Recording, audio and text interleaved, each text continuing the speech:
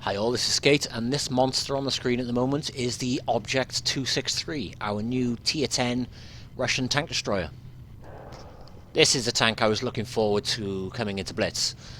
On the PC variant of the game, this is not a very popular tank. The Object 268 is played considerably more. I thought it would be different on Blitz. Obviously close range, you've got a lot of armor on this tank, so I think this should be a very, very popular tank.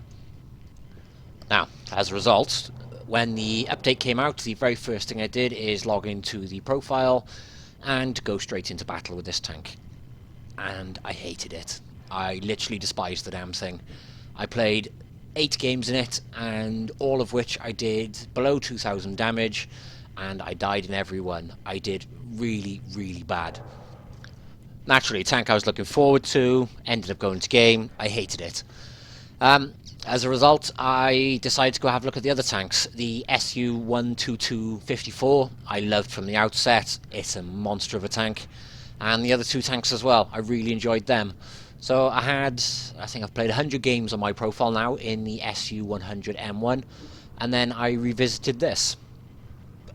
And I must admit, it's epic. It's a really, really good tank. As I said, my first 8 games in this tank, I did appalling. I just sat there thinking, I have loads of frontal armor. Everything penetrated me when I was sitting there just taking shots. Naturally, I blamed the tank. It wasn't the tank at all. It was my poor play, just trying to rely on the frontal armor. So, hopefully as a result in this video, you'll see how the tank should be played. Obviously, I've got some footage to show you how not to play it as well. Since revisiting, though, I've played just over 70 games. And all of which have around 3.5 to 6.5k damage. I've put a couple of mastery videos in the back.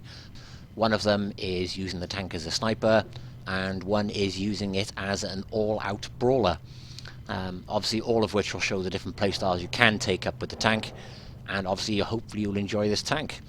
It is, as I said, a monster, though. You will enjoy it as long as you use its speed, maneuverability and armor the ways it should be used.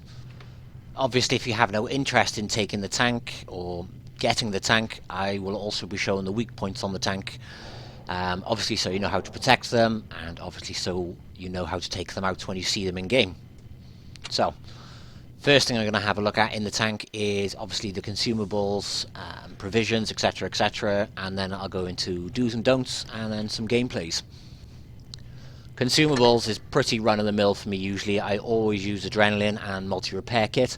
However, since I can't use the 10% consumable in here because it's now a provision, I've switched that to a repair kit. The other viable option is the fire extinguisher. This tank does get on fire or set on fire if you're shot in the lower plate. I personally would rather take the gamble with the multi-repair kit though, just in case obviously somebody gets killed in said tank. Now if you are going to run provisions, I would say improve fuel because it is very fast, or if you want to save some money, just use the condensed milk for the 3% extra to the mastery.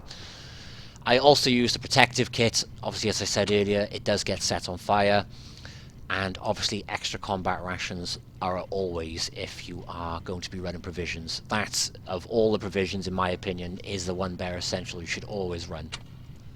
On an ammunition front, I run 23 AP, 13 APCR, and 6 HE.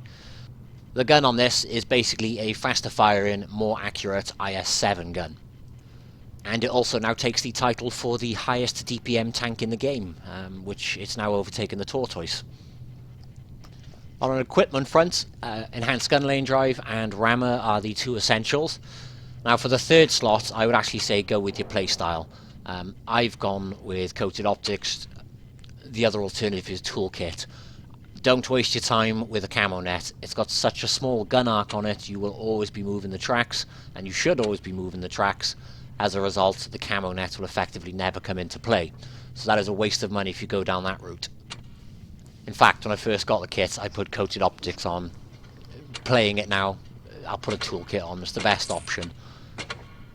Biggest and obvious weak spot around this tank is around the gun mantle. As a result, if somebody misses, they can take your gun out. So obviously repairing that as soon as possible is also something obviously you want to do.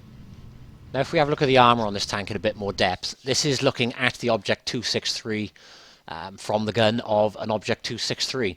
It's pretty much impenetrable on the, well, pretty much on the front except for around the gun and the lower plate. The lower plate, it's so small and it's really easy to hide. So your biggest, most obvious weak point is around the gun. Now Armour Inspector isn't obviously up to date to 2.8 on Blitz yet, so this is the PC variant. The major difference I want to point out, if you look around the gun on this one, on the PC variant, the Object 263, you'll see there's armour behind the gun as well.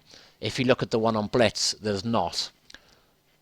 On Blitz, there's a big gaping hole behind it. So this has got spaced armour, ours doesn't. This, as a result, is a huge weak spot. And when you're looking at this tank, that's pretty much the only, and I do mean the only point you can pretty much penetrate the tank. So everybody does aim for this, and this is where I was going wrong. I didn't realise this until, obviously looking at it in a bit more detail, how everyone was penetrating it so easy. Because that gun mantle around there shouldn't be that easily penetrable. But it is, because on Blitz they've actually removed the back plate. As a result, there's a lot more, or a lot less armour actually, and it's a lot easier to penetrate, so everybody will go for that spot. Quick bit of gameplay here for you, just to show an example of what I mean. Is an E75, or is it a Tiger 2? No, it is a Tiger 2, and an E100. Usually you'd run off, because obviously you're going to get penetrated by the E100. In the scenario here, I stay out in the open, trying to bounce his shots on purpose. It's a prime example of what I mean. I'll always try and go for the tracks on them to keep them still, and you'll notice I don't drive at them in a straight line. I'm still at the moment because I know I'm going to reload quicker than the E100, but I'll shoot him and turn. Same with the E100. Turn at an angle to him. You can see even firing gold, he will bounce off. And literally every shot he bounces off with his gold. Now I know I'm going to reload before him, so I'll get a quick shot on. And if you look where he tries to shoot me, he will aim for the gun mantle. But by wiggling left and right towards him, he hits the armour on the side, which it's just never going to penetrate. As a result, that's a Tiger 2 and an E100 facing me, and I think they only did one shot of damage. So back into this view, you can see exactly what I mean. If we go around the back of the tank and actually have a look inside, you can actually see straight through the tank. So it is a very, very, very weak spot, and if anyone catches it, you can pretty much guarantee penetration. So make sure you pay attention to when the enemy is firing at you, and obviously take your shots accordingly, but wiggle like mad in between. It's got a brilliant track traverse on this tank, so left and right wiggle quite wide and you'll have no problems at all, in theory. You'll see it throughout the replays to follow as well. Obviously I'll note when they shoot me and I will wiggle in between when I'm expecting their shots. So, on to some do's and don'ts.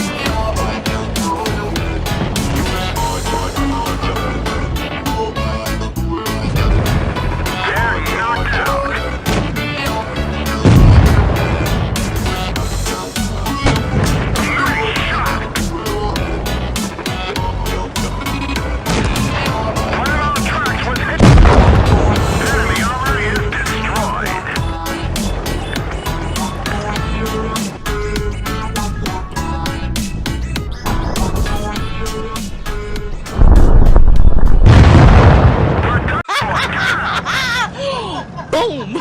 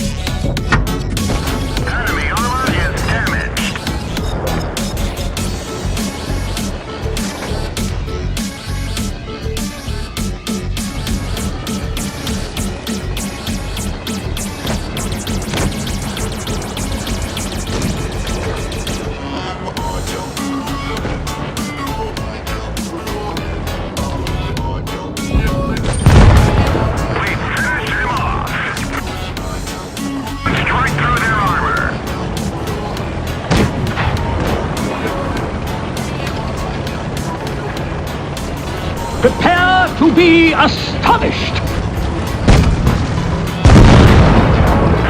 Ooh, you suck!